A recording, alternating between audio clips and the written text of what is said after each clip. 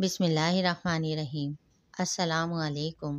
آپ سب کو میرے چینل اسلامک حدیث میں خوش آمدید۔ نبی پاک کی پیاری بیٹی بی بی فاطمہ رضی اللہ تعالیٰ عنہ فرماتی ہیں، ایک بار حضور صلی اللہ علیہ وآلہ وسلم نے میرے کان میں کہا تھا کہ فاطمہ، ہر رمضان میں جبرائیل امین ایک قرآن پاک مجھے سناتے تھے، ایک میں انہیں سناتا تھا۔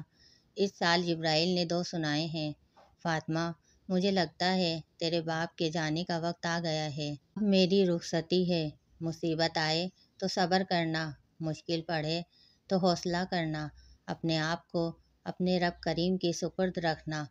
کہتی ہیں جب یہ بات حضور صلی اللہ علیہ وآلہ وسلم نے بیان کی تو میں رو پڑی، اور پھر نبی پاک نے میرے کان میں کہا، فاطمہ، میرے بعد جو سب سے پہلے مجھے آ کے ملے گی نا، وہ تم ہی ہوگی، اور یہ بھی یاد رکھنا تم جنتی عورتوں کی سردار ہو۔ فرماتی ہیں یہ بات سنی تو میں مسکرا دی۔ 6 ماہ گزرے حضور کے بعد تو سیدہ فاطمہ کا وصال ہو گیا، صرف 6 ماہ کا، پورا سال بھی نہیں ہوا۔ اگر آپ میرے چینل پر نیو ہیں تو اسلامک حدیث کو سبسکرائب کر دیں تاکہ آنے والی ویڈیوز آپ کو ملتی رہیں۔